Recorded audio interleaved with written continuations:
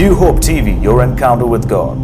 All those people who are watching me right now, this is Pastor Peter Benjamin from Power of God Ministries. I'm going to talk about the balance of life today.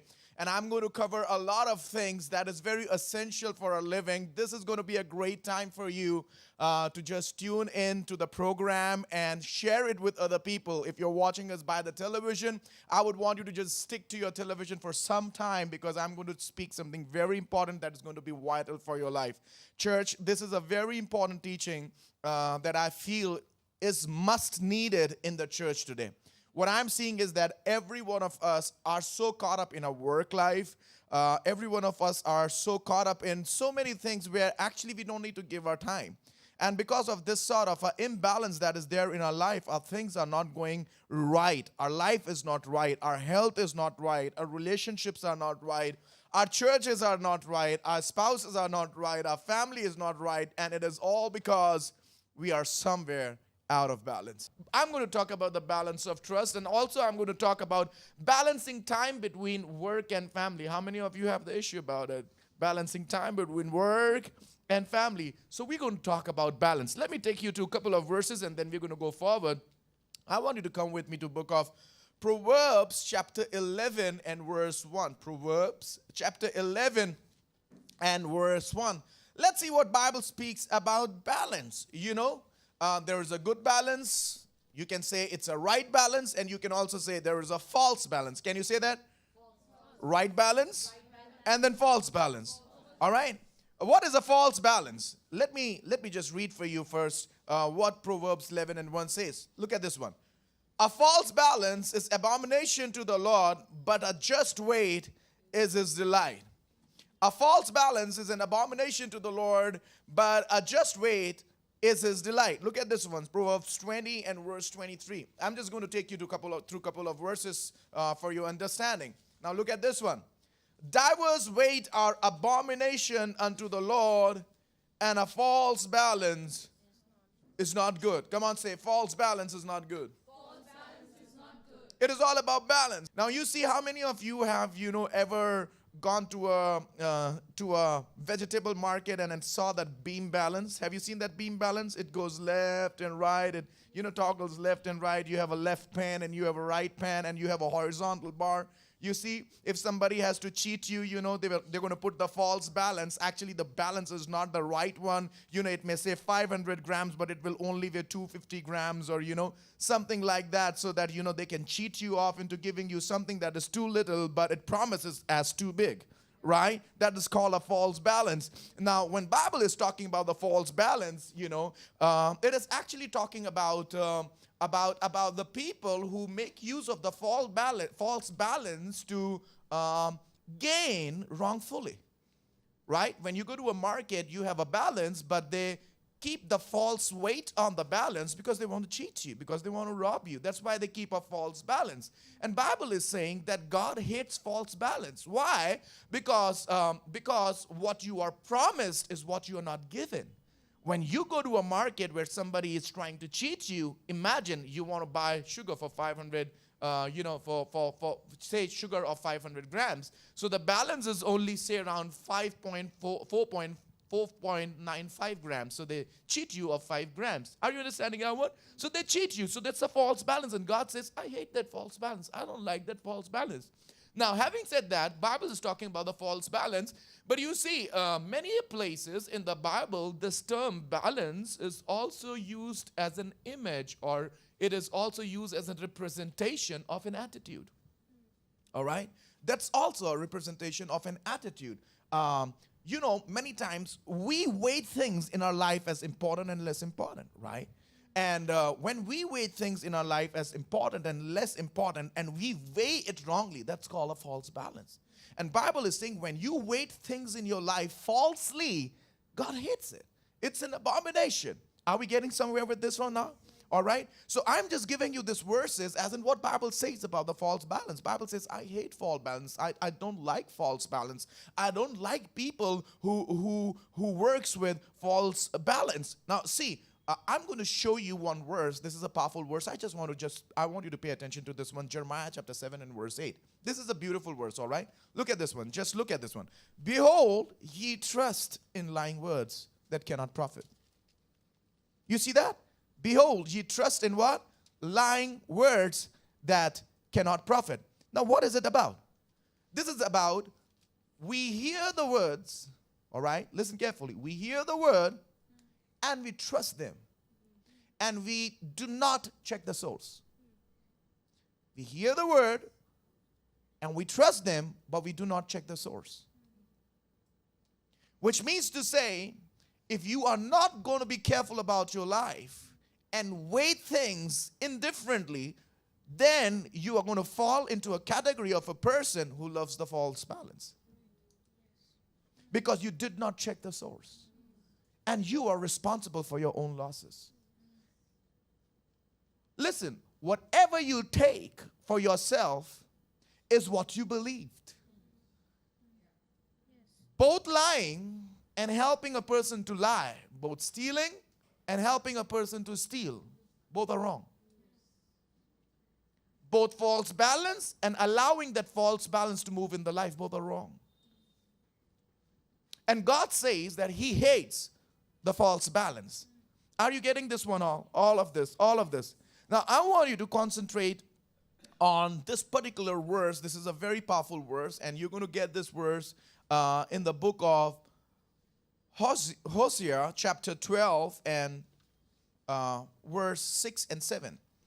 Look at this one. This is a powerful verse, because I want to teach you about the balance, and right now we're going to talk about the balance of trust.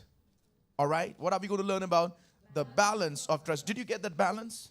Did you know about the balance? God hates what? False balance. God does not like false balance. Now, I'm also going to teach you about, then I also talk to you about when somebody speaks something that's a lie, and you just believe it even without checking it, and you trust in the people rather than trusting God. That's a false thing to do. We cannot just trust anything and everything that comes to your ear, because you see, many things are very deceptive. And the reason of my teaching you all this is because I want you to be strong in your life.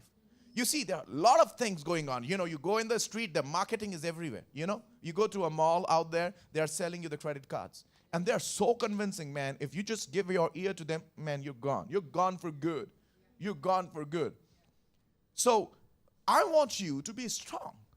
And I want you to learn to balance everything in life. And one of the things that I want you to balance is balance the trust. Balance of trust is very important. Whom you trust. Are you going to just trust anybody and everybody that comes your way? Are you going to take away your trust from God and give it to somebody else? Any Tom, Dick, and Harry can come and have your trust? No, you cannot. That's a false balance. You understand? The world is selling you stuff, but you got to be a good buyer. Come on, say, I'm going to be a good buyer. The world is selling you stuff. You got to be a good buyer. And that's why we are here in this Sunday morning, because I believe after this service, you're going to be a good buyer. Amen. Now look at book of Hosea and chapter 12 and verse 6. Look at this. So now come back to your God, act with love and justice. All right? And always depend on Him. Look at that word, always. Right? What is He saying? Always depend on Him. Look at verse 7. But no, this is God, all right? This is God talking through a prophet to the people. But no, people are like crafty merchants. Look at this one. Selling from dishonest scales. Did you see that? All right? Look at there. They love to cheat. They love to cheat. Is it describing our world today? Is it? All right. Look at this one. Verse 8. Israel boasts. What is Israel boasting about? Now, who is Israel here? The people of God. All right? Look at this one. Israel is boasting. What is he boasting? What is Israel boasting? I am rich. What is the Israel saying? I have made a fortune. All by myself. Underline that word. All by what? Myself. No one has caught me cheating. My record is spotless. All right? Who is speaking this? Israel is. God is speaking to whom? Israel. And what is Israel saying? Israel saying, I'm rich. I am rich. All right? And how did Israel get all the wealth? By wrong means. Now, let me tell you, when we read this verse 6, 7, and 8, what goes into our mind, we are talking about the world. But let me tell you, we are not talking about the world, we are talking about ourselves. We are talking about ourselves. This is not the world, this is we. Look at the words. So now come back to your God, act with love and justice, and always depend on Him. Now think about yourself and think about the church in large. Do we really trust God? Yeah, we trust God, we say that. But do we really trust God? If we really trust God, why are we going out to gain things from the world in a way which displeases God? Can I show you something? Now, this is one part of the book of Hosea or Hosea. Now, can I show you something? I want you to read from verse 1. Look at this one. This is so powerful, all right? The people of Israel feed on the wind, all right? They chase after east wind all day long. Who's the people of Israel? God's talking about us. God is saying that we are like the people who are chasing the wind. Now, what would you get after chasing? Nothing. You get nothing.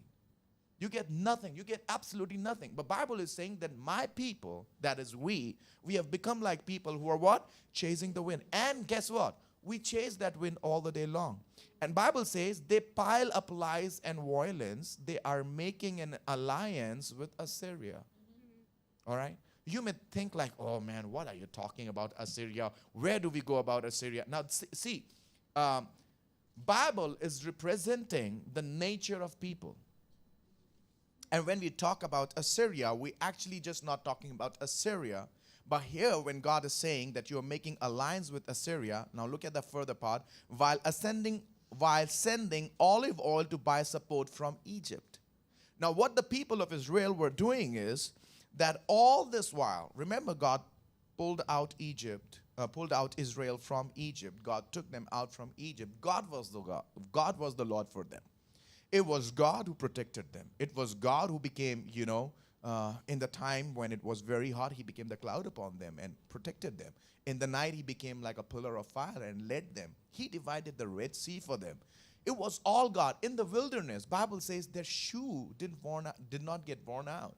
You see, God protected them. God fed them. God was with them. And now the word of God is saying, all this while God was their God, all of a sudden, now when they have become rich, now when they have become more stable, now when they have become more comfortable, now when the things are more beautiful and more worthy for them, now for their further up protection or their further glory or for their further advancement, they are making alliance with Assyria. All this while, God was the partner. And all of a sudden, they started making Assyrians the partner. And not only do they make Assyrians the partner, Bible is saying that God gave them the olive and the oil and all the wealth. Now they are using God-given wealth to make friendship with them from whom God took them out. And God is saying, what has happened to you? And this is what God calls as false balance. He's saying, don't you see what you're doing? All this while, who was the person who protected you? All this while, who blessed you? All this while, who got you so far? All this while, who gave you the strength? All this while, who was your God? Was it not me? And what are you doing? Bible is saying this is a false balance. And say, I don't like this. Because it was me who was giving you everything. It was me who was protecting you. It was me who was always in strengthening you. And now all of a sudden your trust has shifted from me to them. And now you think that they are going to be your God. Why are you making alliance with Assyria? You know why? Because they thought that Assyrians, which is the greatest and the most toughest and the most strongest army, they are going to come to the aid of Israel. Where were these Assyrians? And where were these Egyptians when you were bound? Where were these people who are saying that they're going to help you when you were nowhere. Let me tell you, in life, when you start growing and you come to a certain point, everyone wants to come and help you. Not because they want to help you, because they want to get something out of you. Because if they wanted to help you, they would help you while you were nothing. Listen, it was God who was there with me. You were not there. The world was not there. The people were not there. But God came to my aid. It was God helping me. I had no money, but God helped me. I had no shoes, but God helped me. We had no support, but God helped me. God took us out from the slavery into the promised land. He led us through. There was no king. There were no leaders. He gave us the leaders. He gave us the king. He did extraordinary, miraculous work to just lead our life. Look at this. God is talking about us. And through this word, God was asking me to just help the church to understand, look how over the span of time, we stopped trusting the Lord the way we always used to. And that's why we don't have miracles the way we used to. Earlier, we had miracles. Man, do you remember those times you had no money? And you were just simply praying and saying, God, help us. We don't have any finances. And there comes the provision. Somebody comes to your door, knocks the door, and just give you the finances. How about when you never had the food, you were just urging, oh, God, I want some great food. Lord, I'm so tired. God provided you the food right on that time. I remember, one of the day, we don't used to have much money back then. I'm talking to you about 11 years. Man, we've come a long way, 11 years. I remember me and my wife, we would go by the shop and we'll see the poultry shop right beside us, and my wife would be sitting and say, Peter, if we can just buy something today just for just a quarter kg of mutton or probably, a quarter kg of chicken. I'm telling you, Peter, I'm not going to even talk to you about the whole month. That was a situation. Can you believe to just buy 1/4 kg of chicken, we have to wait for 1 month? I remember those times when we would come to the church and me and Pastor John, we would think of buying one lead, this lead, For 1 month, we will wait to just buy a small lead. 400 rupees lead. We have to wait for 1 month to buy one lead. And we remember we would pray. So God help us, God help us, and God help us. And guess what? The provisions would come. The provisions would come. I remember I had no money to even, for my son. He didn't go to the school for 10 days. I didn't have money. And I would pray. I said, God help, God help, God help. And God made the provision for the feast of my son.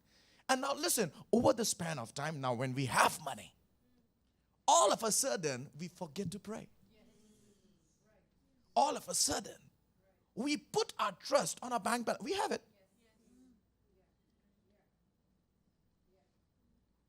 Our prayer life goes down. Our faith life goes down. Something, can I tell you, sometimes lack is a blessing. Sometimes lack is a blessing. And that's why when abundance comes and we forget, God again brings us back to the same position. Because He wants to get your attention. But you see, we were not made for lack. We were made for abundance. But we lost our abundance not because God wanted it, because we didn't behave well. Come on, church.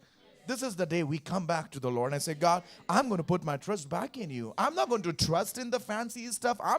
Thank God you gave me money, but money cannot be my God. Come on. Thank God you gave me my people, but the people are not going to be my God. Thank God you gave me friends, but friends are not going to be my God. Thank God you have given me host of counselors, but counselors are not going to be my God. Let God be my God. Let God alone be my God. Money is not going to become my God. The people are not going to become my God. The counselors are not going to become my God. Assyria is not going to become my God. Egypt is not going to become my God. My God is going to be my God because it was He, and it was He. It was He, then it is He, now and it is He who will be in future. I cannot disbalance the trust and give it to you. Trust is a difficult thing to gain. Trust is a difficult thing to gain.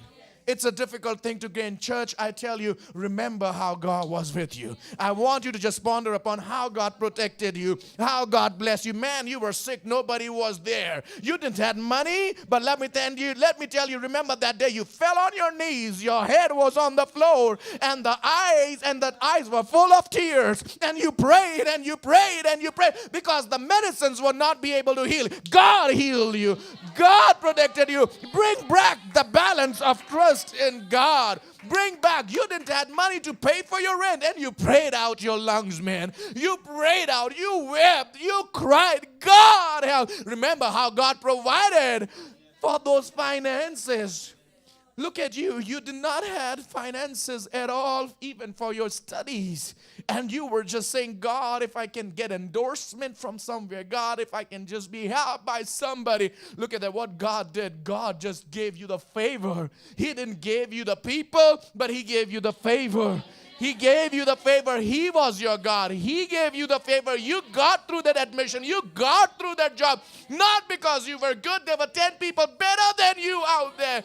There were 10 people with a better degree out there. But listen, look at this. How often do we, after all the success, shift our trust from God to what we have gained?